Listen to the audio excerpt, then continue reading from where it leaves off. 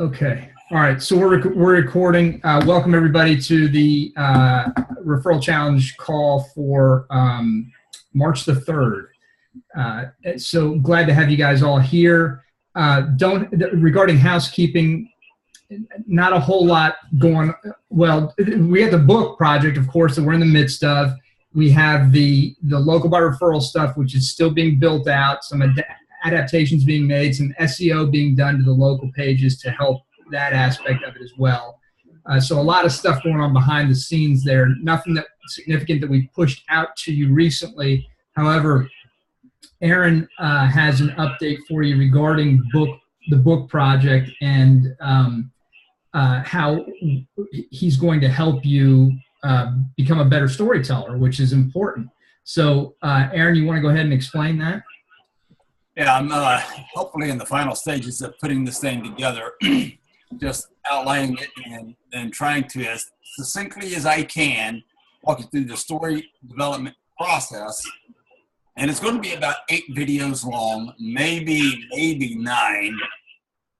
But they're going to be short videos. And at the end of the day, the first video is going to say, look, if you just want to get to the meat and bones of it, then just go to the last video and skip these 6 or 7 videos and just watch the last one. But if you want to really wrap your head around the process, if you want to internalize it better, which I highly recommend, then watch them in order as we go through the process. And hopefully I will be done with that by the end of today. Awesome. That sounds great. And I think that's a beautiful plan to give a comprehensive tutorial on the entire process and also a sort of shortcut or a cheat sheet or however you want to characterize it in that one video. I think that's great. That way people they can watch that and get a taste for it and then go back and watch the entire thing or however you want to work through it. It's just great that you're creating it and putting it out there because, Aaron knows, I know, and some of you probably know too, that storytelling is the way to, is the most effective way to market and sell without a doubt. There's just no comparison. Everything that, all movements, all, anything of significance, really, any business of significance for the most part is built around a compelling story. So it's just an incredibly important skill, and also it's necessary now for the book. So this will be great practice for you guys to take what Aaron's teaching you and what you may already know, some things you may already know, and craft a story that's not too long, and it will give you a great it'll be a great learning experience for you moving forward, and you'll learn how to do this with, on a regular basis with more of your clients, crafting these stories, which will help your marketing tremendously as you do that. So thanks, Aaron, for doing that. Looking forward to posting that to the member site. That'll be good. All right, Aaron, anything else you want to mention? No, you're good. Okay. All right, well, let's get right into it. Wayne, you were here first, so how about we hit on you first? I just unmuted you. What's going on, brother? I don't know if you saw it, but you're featured heavily in the Facebook check-in checklist that I just released to my list. I didn't see that. Thanks. It's the Wayne Salter story. It should be the Fred story. Yeah. Speaking of Fred, I was trying to duplicate a video that he did at the local by referral page. Yeah. Instead of just having a picture, I'd done a bunch of small videos and I was going to piece it together in Movie Maker, but this new computer that I have doesn't have Windows Movie Maker on it. I used to be able to piece together some really cool videos. Does anyone know if there's a place you can go to download Windows Movie Maker? I can't find anything or anything similar to that. My wife uses iMovie on her iPhone. All right. And that's just as easy or easier. Yeah. Well, that's great. I have an iPhone, and I probably have iMovie on here. Yeah, it's one of the standard apps that come with it. Okay. I personally don't do it. She did that for me, but It's a good, quick, and easy way, especially if you're recording videos on your cell phone. It's like extremely simple, and the quality is incredible. Yep, I have it. Problem solved. Thanks a lot. Yeah, that's good, and that is good stuff. I've never done it on the phone, but my daughters do it all the time on their phones and love it. I've heard a lot of other people do it too. But Fred, since we're on the topic, if you wouldn't mind just talking about, I know you're driving, maybe you can't. Just let us know if you can't. But if you I'm can, good.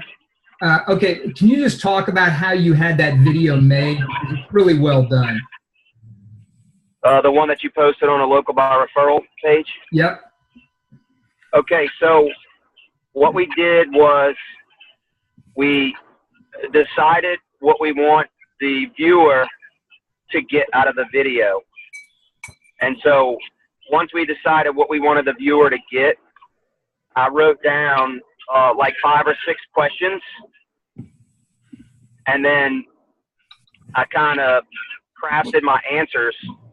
And then my wife videoed me answering them, but not video me asking them to me.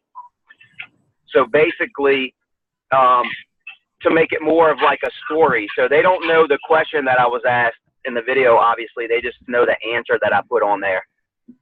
And so, and then we pieced together little videos to kind of match what we were doing. And that's basically how we did it. And then she did a couple of different camera angles, which basically what we've learned is that just helps keep people's attention when you switch to camera angles. So if you can take what you want your viewer to get out of the video, divide that up into 5 or 6 questions, and then have someone record you just answering the question and then piecing that together. That's how we did that video. It was a really cool idea. Yeah, yeah, that's perfect, and it's really well executed. The length of time is just right. It has the right ambiance and feeling because you're actually in your facility and there's some action stuff going on. And I like, as you said, the changing of the angles keep people's attention. But yeah, so it's really well done. So thanks for explaining that. Wayne, does that make sense to you, or you have any questions on that? No, I actually tried to copy exactly what he did. I pretended somebody was asking me questions. I had a selfie stick holding it at different angles, making it look like somebody was asking me questions. And so I tried to be like Fred. That's perfect. Yeah, that sounds good. Now, Wayne, when you did that, did you have any, was there any activity going on behind you or anything like that were you in your facility? And if so, was there anything going on? I was in the facility. I was in different parts. There was nothing going on. I did it when no one was in here. One time I had the board behind me where we keep track of where people ride on a dry erase board, how much weight people. Then other times it was in front of different pieces of equipment, stability balls or the TRX, things like that. Okay. All right. Good. Good. I think it's really good to get some activity going on, but you certainly don't have to have it behind you while you're actually doing the recording. You can always edit that in. Yeah. But I think it's good to have you talking over the action that's going on, not necessarily describing it or anything, just answering your question. What I'm getting at is you don't want a dead space where it's, you answering a question, then an action shot with none of with you talking, and then back to you talking. You don't want that. You want continuity throughout. You know what I'm saying? Yeah. I take videos a lot, and I don't know if it happens with everybody, but when I open Facebook in the mornings, a lot of times at the top, just randomly at the top of the Facebook page, it'll show you a preview of that morning, and it almost makes like a little mini movie. Yeah. You can go in and edit, and you can actually choose different themes, different musical themes, and it actually pieces the videos together, and you can make like a 30 or 45-second movie from the pictures and the videos that are on your phone. It's really handy. Oh, that's sweet. I didn't know about that. Yeah. All right. Good. Good. Okay. Wayne, anything else you want to cover? Any other questions, comments? Just one broad general question about time management. I'm sure everybody we all have the same amount of time, but some people just know how to manage it better. I think I've gotten a little bit better, and I got a timer like you suggested, like for task management. But what I found out is that when the timer goes off, I say, I'm almost finished with the project. Let me go ahead and finish instead of sticking with a timer. So, and I got a stack of books that I haven't started reading yet. Just any advice that people learn to be better organized. That's all. Well, let me tell you a funny story. First of all, there's some of you guys may be familiar with Bill Hartman. He's pretty well known in the fitness industry. Been around for a long time. I think he's in Ohio or some Tony. Tony, you know Bill, don't you? Bill Hartman? Yeah. Okay. What? I can't hear you, Tony. You're muted. Hold on. Sorry. Do you know him, Tony?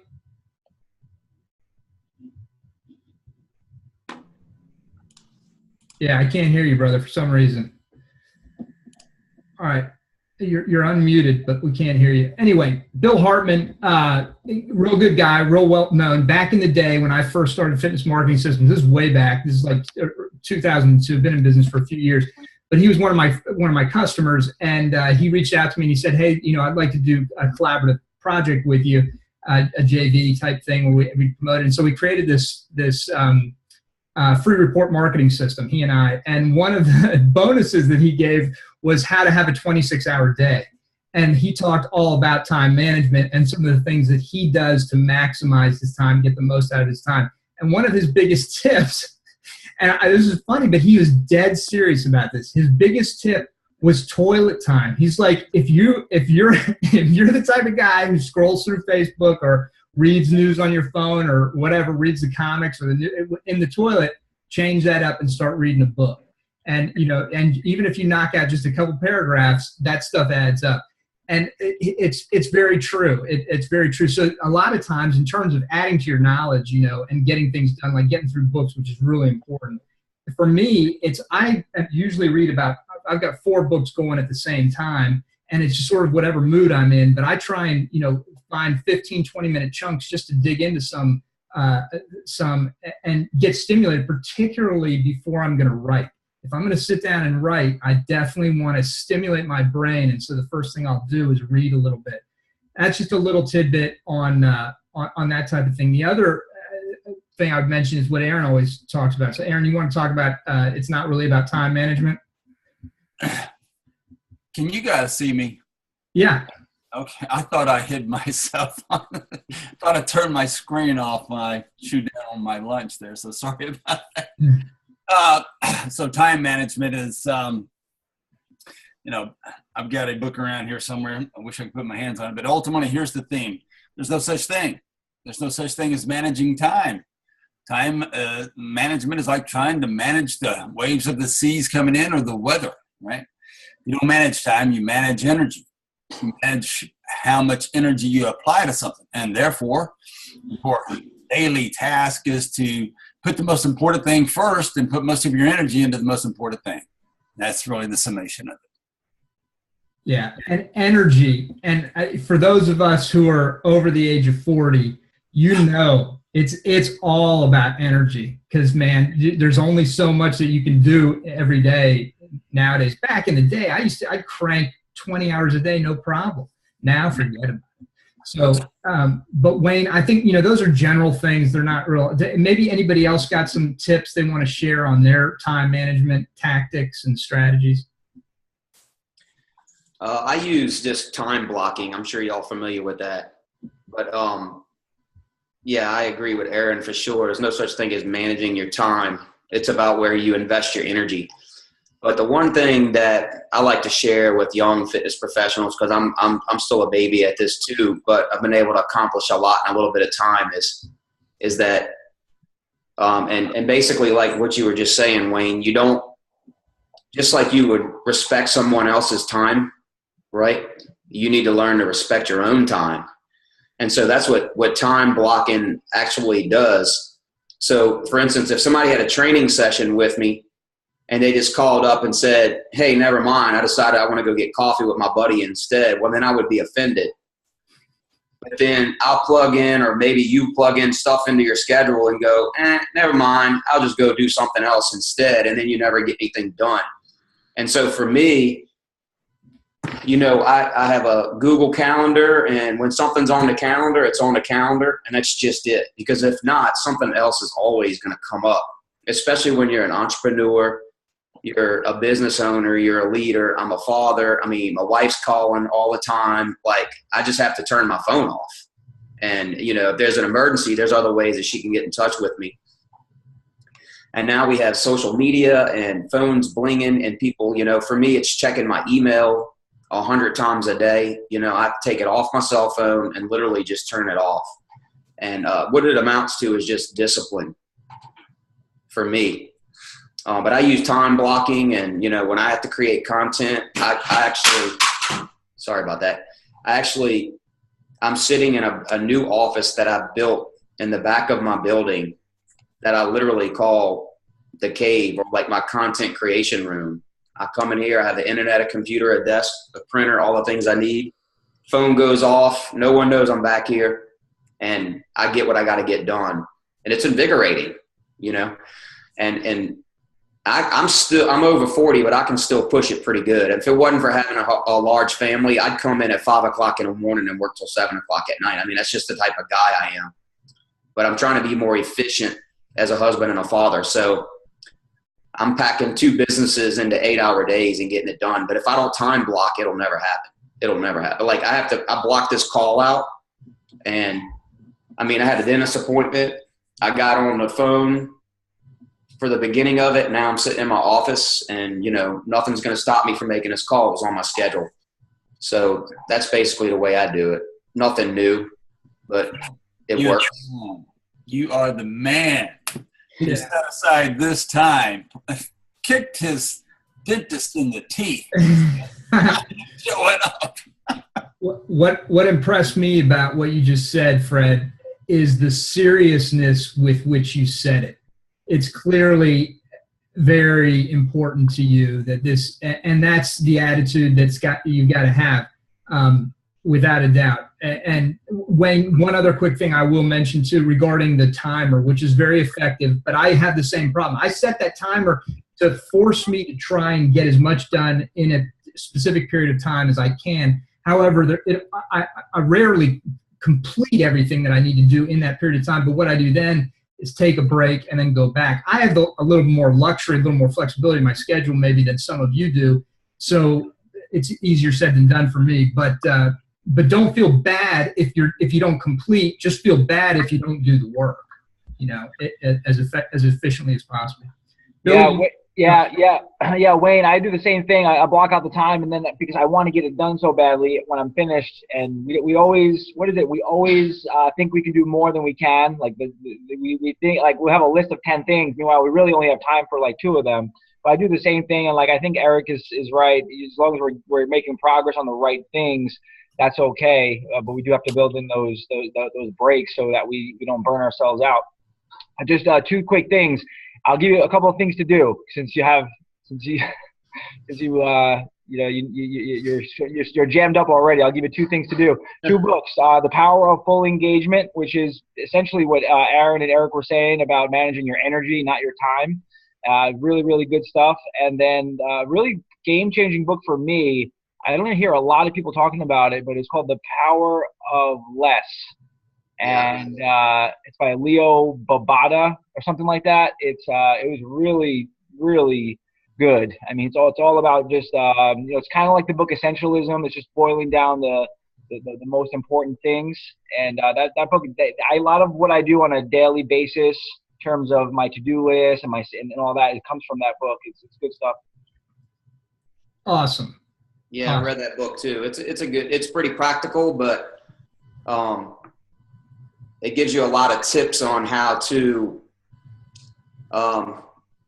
just to consolidate and really focus your energy on one thing, because you really get more done when you do that. It's hard to do because we want to do 1,000 things, but then you end up not doing them. Just like I can be very bad about that with books, because I'm just foolish when it comes to books. If I find something I like, I'm buying it and I'm trying to read it. Like there's no other way to get that information into my brain unless I read it. So I'll be reading like 8 books at one time. But you know what's funny about that book, I believe, is that it was like one of the he's like that guy Leo has one of the most successful blogs, And he actually changed his whole approach after that book. Like, I read that book and I loved it. And now his whole system is different. He says, like, you shouldn't set goals.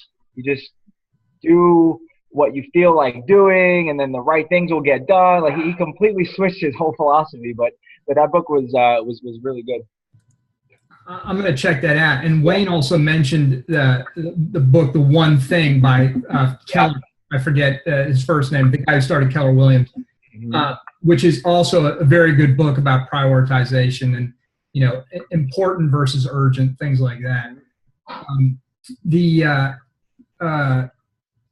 What was the other thing? I can't think of it. Anyway, Tony, you got anything you want to add to that? Yeah, can you hear me? Yeah, now we can hear you. Hey, fantastic.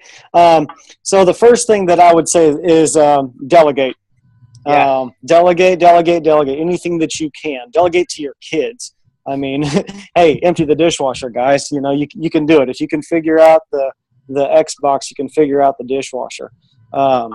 So what I have found is there are a whole lot of things that people on my team might not do as well as I will, or the same way that I will, but they'll do it well enough. And so I really look at my day. I was like, okay, what is one thing that I have to get done today? And I try to narrow it down to one thing. And if I get this one thing done today, like completed and finished and out, then today's a win. It doesn't matter if all this other stuff on my list doesn't get done, but here's the one thing that I have to get done today. And then I have other things that in my mind are wins for the day. Every day I want to make the cash register ring, with something new that we sold and moved out the door. But I try to have just one task, one project, one thing, nothing else that I have to get that done that day. And then I have my, I want to make cash register ring. I want to get my workout in. I want to do these other things that are all wins. But as long as that one thing gets done, yeah, there's other stuff that, man, I wish I'd have gotten more done and that had been more productive. But man, my day was still a win. Because especially if you're running a business, you have so many things going on. And, you can halfway do part of them, and then it takes you forever to actually finish anything. Because, okay, I'm going to work 30 minutes or 45 minutes on this one, then 30 or 45 minutes on this one.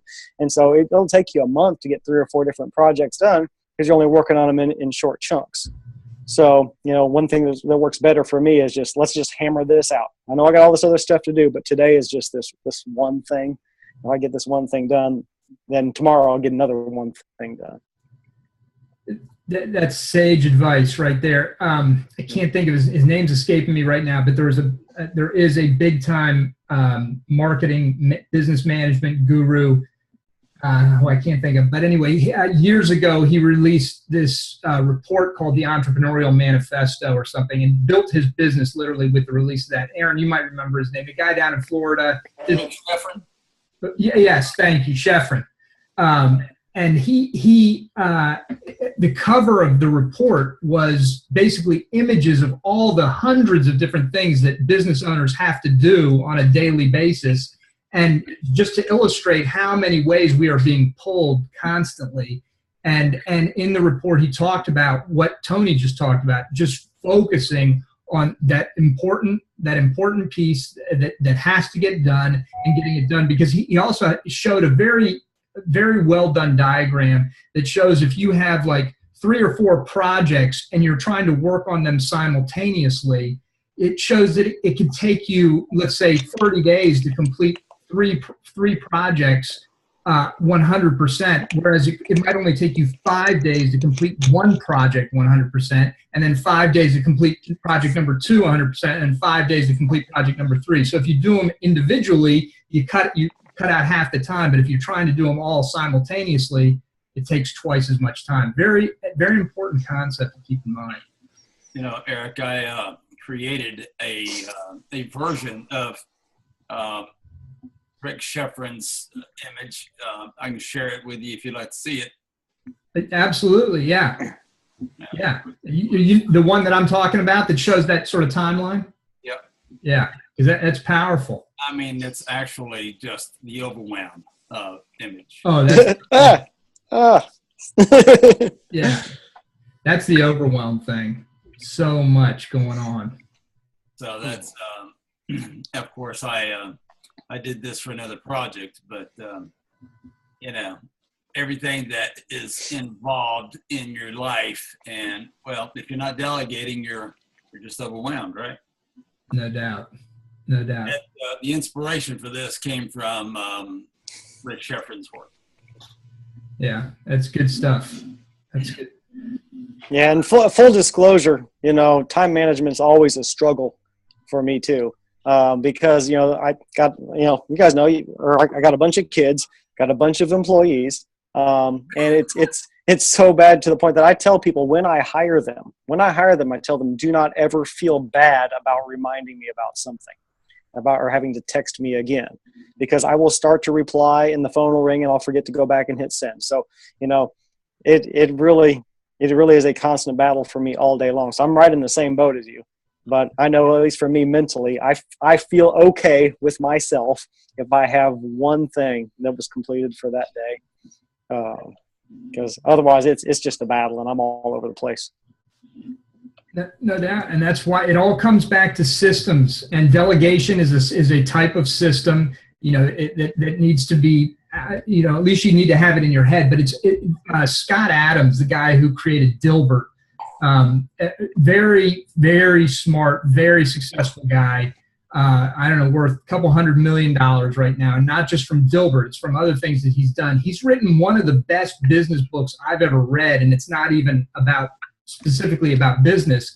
I was just looking for it. I can't think of the name, but if you look up Scott Adams' book, you'll see what it is. But his whole premise is that goals are stupid, to use his word, and that everything is about systems and what he calls the talent stack.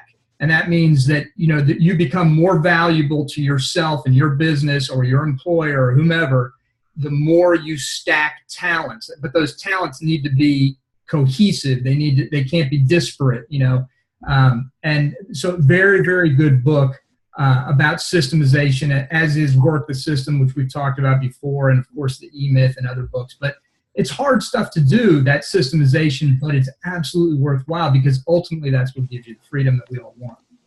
Yeah, and a big thing too is saying no. I mean, yeah, we talk about this all the time. The more successful you are, there's going to be a lot of things that come your way for you to do. A lot of things that are probably good ideas, and they're probably neat things, but they're distracting you from your main thing.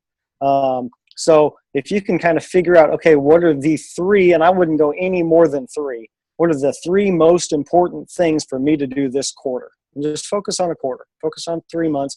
What are the three most important things for me to do? And then everything else, the phrase is, if it's not a hell yeah, then it's a no, So anything else that comes your way, hey, that sounds awesome. I'd love to do this sometime. Touch base with me next quarter, and we'll see if that fits into what I'm working on. Or if you got a team, then yeah, that sounds like an awesome thing. Guess what? You're delegating that. You've got somebody that you can trust. Bring it to me. Let me know what you're going to do with it so I can sign off on it, but make that somebody else's project. But if you can control your yeses, and really if it's not helping one of your three main priorities for the quarter, then it's going to have to wait. It's very freeing as well. If you know that it doesn't matter, who else calls me or who else emails me, I'm not, no new things. It's kind of with Jeff Tomaseski and I, we talk every week. We've talked every week for several years, and it's great to share ideas that way. But for the last several months, for both of us, it's pretty much been no new things. No new things. These are our big rocks. Stay focused on your big rocks. And if you can't delegate it, then it's going to have to wait, no matter how good of an idea it is. Yeah. So, to echo that, one of my favorite quotes comes from a philosopher who says, genuine tragedies in the world are not conflicts between right and wrong. They're conflicts between two rights. Yeah, it is, because you're pulled. And Fred, if you haven't experienced this yet, you will, absolutely, because you are actually in two different industries. You've got your fitness business and you got your information product business, and you are now, as your list grows and your influence continues to grow, people are going to come out the woodwork asking you, hey, can you want to partner on this? You want to do that? Would you like to do this? Can you do that? And you've got to that was one of the hardest things for me. I would get solicited every single day back in the day, and you know, about these types of things, and you just have to learn how to say no. Number one, you got to learn how to evaluate quickly, and then number two is how to say no often. I'll tell you, the person that I know best who exemplifies that skill set is Forrest Walden. That guy knows how to say no to things that will distract from the bigger picture. He's gotten to be a master at it. Yeah, no doubt. Yeah, that's good. That's a good conversation right there. That's good stuff. Okay, Fred, anything in particular that you want to discuss? Yes, actually. If y'all could go over what the chapter actually needs to be about, if that would be okay. I kind of got the nuts and bolts. I watched about 30 minutes of the video.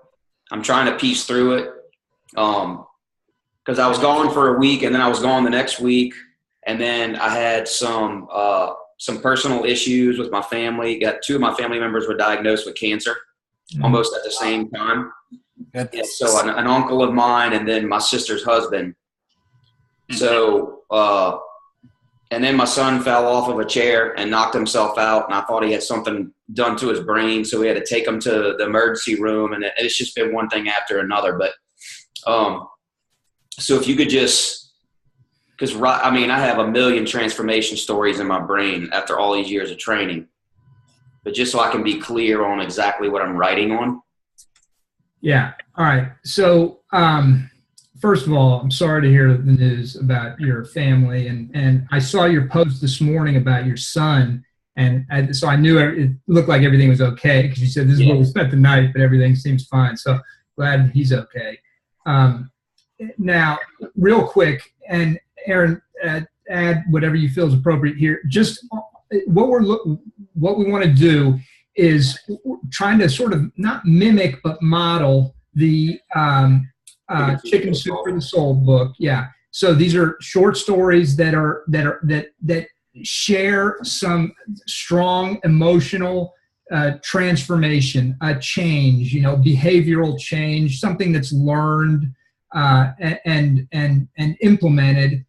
So ideally, you're looking for a client who has not only made a physical transformation, but most importantly, made some sort of behavioral change in their life that they have talked to you about, or that you think you can get them to talk about, that has been dramatic and, you know, hugely helpful to them. And fitness was the impetus for that. It was the thing that made that happen, sort of thing. You know, working with you and getting involved in fitness. Does that make sense? Yep. That's all I needed. That's the information I needed. I had somebody in my mind that I had trained a while back, and that's exactly. I mean, he had just incredible, complete, just the most. It would sound like a lie if I really told you about it. Transformation in his life. I mean, like crazy major changes. He changed the way he was doing business. It was a spiritual thing that happened, all kind of different. Of course, he lost 50 pounds, and he was at 68 years old, and he was pretty much on his deathbed. But so yeah, it's a cool story. So I wonder if I'm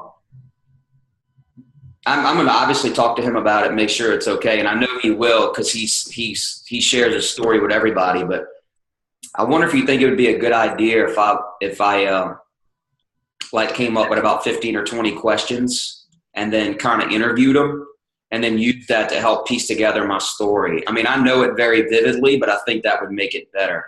You have any thoughts on that? I think it's a great idea, but what I would do is not 15 questions. I would do 5. I would ask 5 good open-ended questions and just let him talk. And I would record it. And the only other additional questions I would ask is like, how did that make you feel? What changes occurred because of that? Why did that happen? You know, just things to get him to go deeper, to peel that onion a little bit more. But I'd start with just 5 questions and let him talk and get him, you know, talk, just like in a sales consult where you want to get him talking and going deep with that revelation. So let me let me jump in here real quick, if you don't mind, Eric. And I'll do this real quick. I'm gonna share my screen again. But this is what I'm working on for you guys, right? How to tell your story, right? And here's some introductory copy. But we're going to have several videos. But first thing you need to determine is how are you going to tell the story? First person or third person, or second person really doesn't apply here, right? Because it's that would be more like an email where you're using you and all that. So you're going to have to determine first or third person who's telling the story, right? From there, right, you're going to have to ask some great questions, right? And to pull out the dramatic story elements, then ask the most dramatic questions possible. Here's your caveat. Don't ask personal questions that are not universal to everyone, right? This has to resonate with your reader. And so what might be important to your customer, if it doesn't resonate broadly, it's really not your best strategy to write about, okay? But then those questions will become an external problem that they're having, right? What external problems, that should say external, problems or forces. So what is it? Lack of time, maybe concerned about the budget, or didn't have spousal approval or support, maybe they're bad habits, right? And that were doing their best to stop you from reaching your goal, right? The internal problems, what internal problems or beliefs? Am I worthy? Do I have what it takes? Am I disciplined? Am I doing the right thing by my family by joining? Am I being selfish? That we're doing their best to stop you from reaching your goals. And then there's philosophical problems, right? And we'll go over all that. But look, there's got to be a hook. There's got to be a buildup, and there's got to be a payoff, right? I'll graph this here in just a moment, but, I'll just go ahead and show you. All right, I'm going to add a link to a video by a guy that, masters in this, all right? But here's kind of the story arcs. When you think of story arcs, think of emotional arcs. This is the emotional roller coaster you're taking your reader on, all right? Boy meets girl, man, the whole Cinderella, all right? Here's emotional stories you don't want to mimic, right? Icarus, Hopetus, and Rags to Riches, because they all end badly. So we don't want to use that. But here's my favorite. This is your Rocky story. This is Rags to Riches. This is your underdog story. And then I will show you, I'll come back. I'll show you how I used that to win an American Idol, Ruben Studdard, with a print ad, right?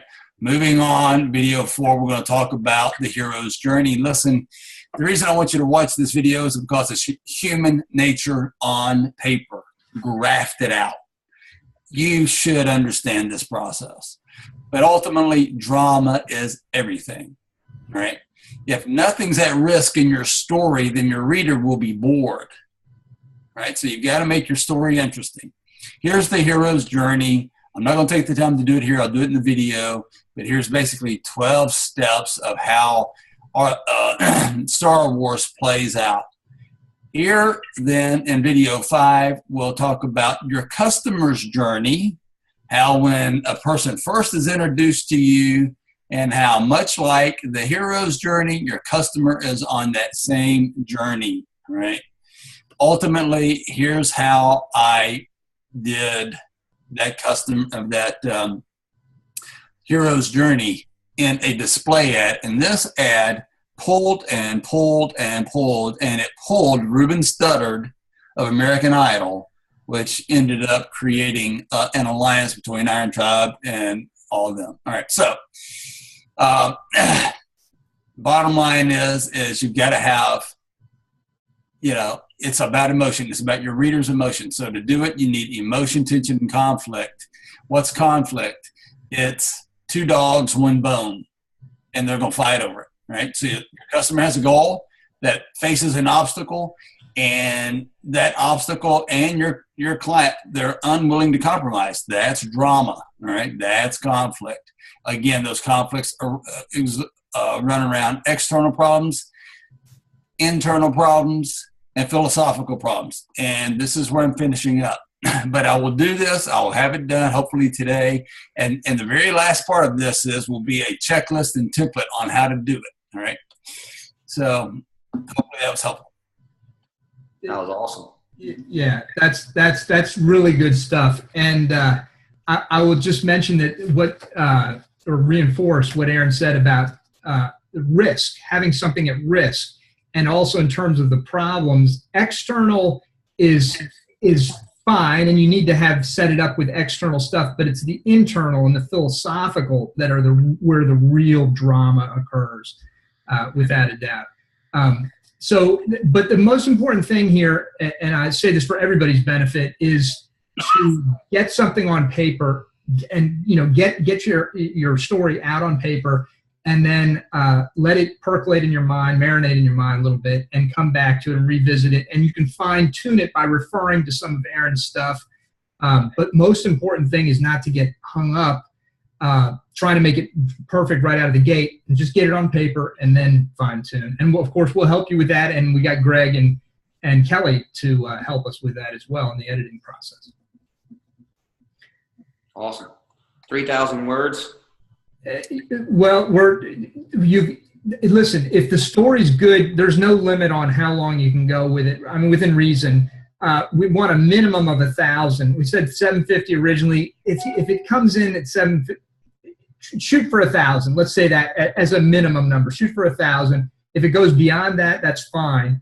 But 1,000 words should be, is a good. It's a good length.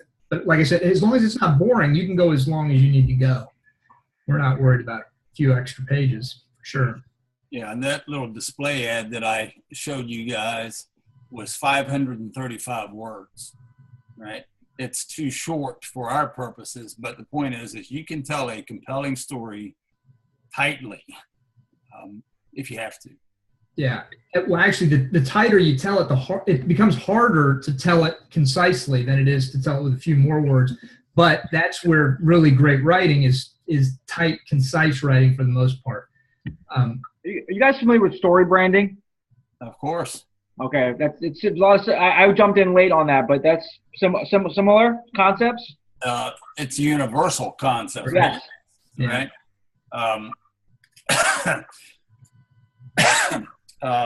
What's his name from Story Brand? Dan Miller. Dan Miller, right. He's done what CrossFit did. CrossFit went out and found all of these different things, and he just created a brand around universal storytelling concepts and branded it. Yeah. And it's genius. Right? But yes, much of this parallels Story Brand largely because it parallels, stuff like a hero with 1,000 faces. Right there.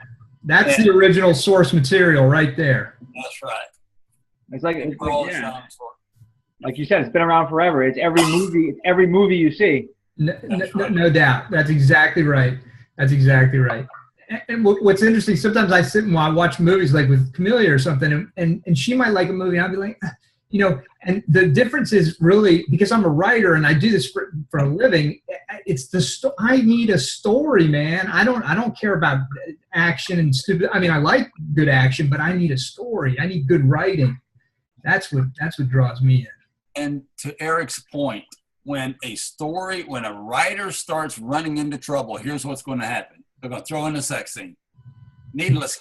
All right? Yeah. Or a violent scene. Uh-huh. Right? Yeah. And it's so easy to find loops in the writing because here it comes. Uh-huh. Right. It's just gratuitous. Yeah.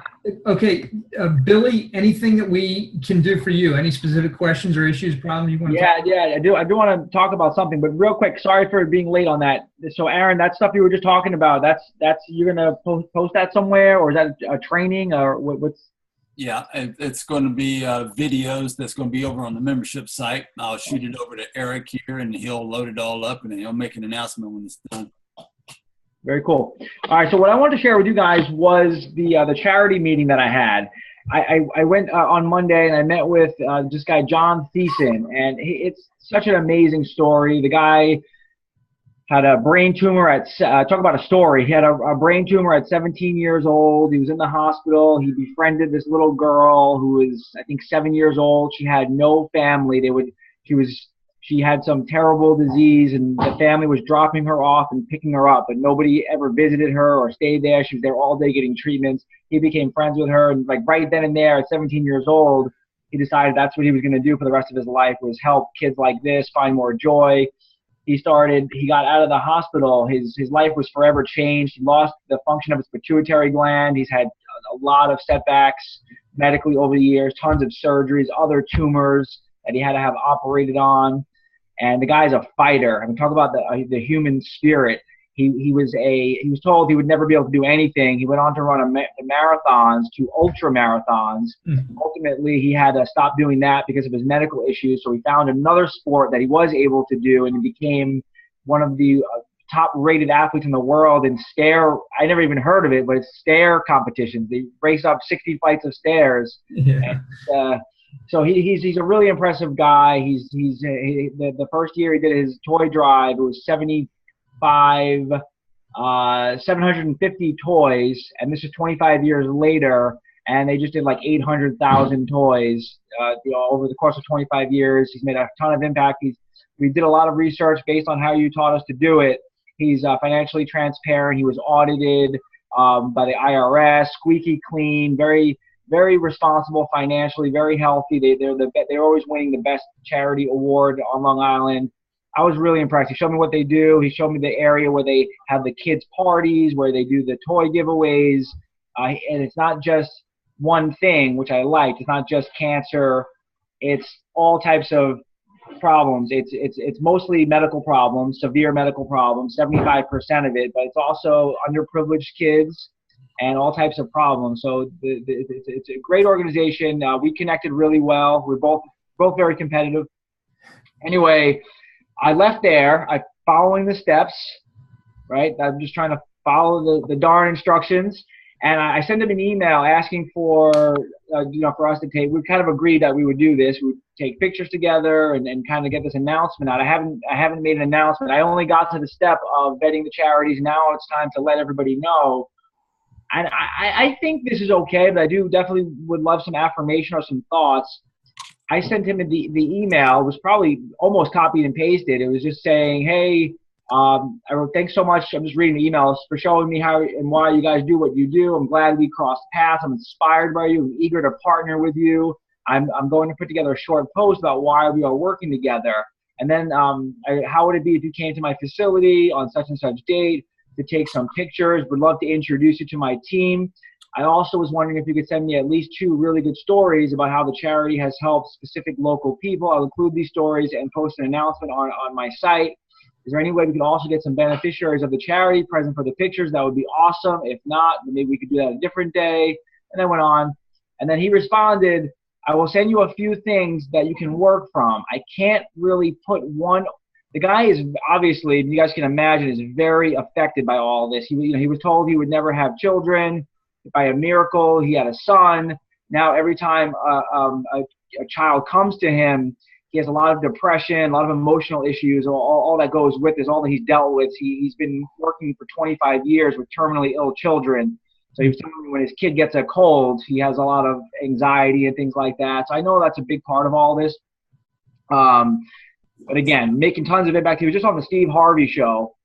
He said, I will send you a few things that you can work from. I can't really put 1 or 2 stories because to me, each story just blends in with the next. I will send you some things we have done and what we do. I will check back about the pictures on the 13th. But one thing I don't do is exploit the children we help. When I say that, I mean we don't do pictures with them. I don't use them for publicity like other charities do. Here are a few things you can mention or take from. And then there's like background info, not really too emotional emotionally charged things, mostly about how he started it, which is emotional about the story I shared with you. And then there's a story about this girl, Stephanie, who didn't know that it was her birthday because her parents could never afford to do a birthday party. So then when she went to him, he gave her toys. And in all honesty, it does kind of pump him up a little bit, which that's the only, if there was any one negative, and I'm being picky, the guy has been through so much and has overcome so much that I think he probably can't help but feel a little prideful because, like, look what I did kind of thing. So there's a little bit of that tone, like, throughout the copy and even when you talk to him. With that said, I'm being really harsh. He's a really impressive guy. So that's basically where I stand. And my question to you guys is, it doesn't look like this is going to be like my clients will get behind this. They have a very good reputation. I think it'll be very good for business. I believe that the money will all go to a wonderful cause. I on the downside, I don't think it's going to be the type of thing where we can get a ton of stories and, you know, all those kinds of things. And we're speaking of storytelling. I would love to be able to do that, but I might have to sacrifice that. Is that a deal breaker? Is this? Any thoughts on this? In all honesty, there's nobody that's even close to the decision. Like when we saw his stuff, it was like we want to go with him. There's nobody else that's even anywhere near it. I wish I could say I had another one that was really good.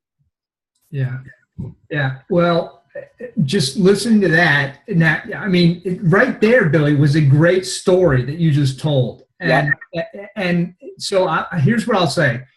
Number one. Relationships take time. They need to mature.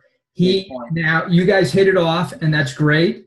And I think clearly he seems to trust you to some degree, maybe not completely, and that's understandable. So now it's a process of growing the relationship and proving to him that you are the real deal, just as you said, and you're going to give back, and you have no interest in exploiting children. I mean, not that he's implying that you are, but you know that you support whatever his ethical take is on that, and I think you just work the relationship and the stories. I think you can tell your own. You can just talk about your own experiences. Maybe when you go over there and you meet with him and you hear some anecdotal stuff that he tells you, you can craft a story out of that. Mm-hmm. As long as I think initially I would recommend that you run stuff by him to some degree, just to show him that you're not putting anything out there without his approval. But the most important thing is allow the relationship to evolve. I think that's the most important message I would say. And I'd say definitely not a deal breaker. I think it sounds like you got a winner here. Yeah. Yeah. Awesome. Thanks for listening. Quick question about that, Billy. That's just for your internal promotion stuff, right? Or is that what you were wanting to feature in the book? No, nothing to do with the book. Sorry. Right. This is for his referral, his charity partnering. Yeah. Anybody else got any feedback on that? On what Billy said? All right. So Billy, I think you should feel very good about this. I think it all sounds very positive. I don't see any negative side at all to the fact that he's holding things a little bit closer to the vest in the beginning. That's sort of natural. Yeah. Awesome, Eric. Thank you. Yeah, you're welcome. All right. Tony, anything you've got? Any questions? Anything we can help you with? He's muted, so he's probably with somebody. Okay, Wayne, let me go back to you real quick. Anything else you need? Any other questions? Nothing in particular. I sent you a message. That message I asked you about the if it's an ongoing story that we're covering, to be able to use like a little thing at the end of it, the story. Yeah. Do you know if it's going to be okay with those, with justice and the book and stuff? I like the way you said, this would be okay with the justice, right? with the law. No, listen, it's our book. It's our book. He's publishing it. There is absolutely no rules against doing something like that. And we're talking about lead generation in the book. That's what Wayne's question is. If you're not, Wayne had a great idea, and frankly, I'm amazed it didn't it didn't occur. I didn't even think about this beforehand, but you notice every Dan Kennedy book, it's all about lead generation. I mean, if you read any of his books, there's 150 different calls to action in this book. So we need to be doing that too. And yeah, I think it's a great idea, Wayne. I think everybody should have some form of call to action at the end, whatever it may be, offering some type of report or additional information, or just follow the journey as you suggested. I think it's wonderful, and I guarantee you Greg will have no problem with it because he is a very savvy marketer and he gets what we're doing. Yeah. All right. Fred, anything else from you? No, I think I'm good. All right, great. Tony, one more chance if you're listening. You might be busy, but if you're not. Yeah, sorry, I had a phone call there from the boss here, but no, this is all good, man. I'm loving the group and loving being part of it. So it's cool watching the stuff that you're doing with the book. Not able to be a part of it at this time, but getting a lot of ideas as far as stories and even stuff for client features on a blog post or something like that too. So this has all been great information. Awesome. Thank you. Yeah. So just the last thing I'll mention, we just, so you guys all know, we're reopening the referral challenge just to my list for a few days next week, early next week, couple days, open it.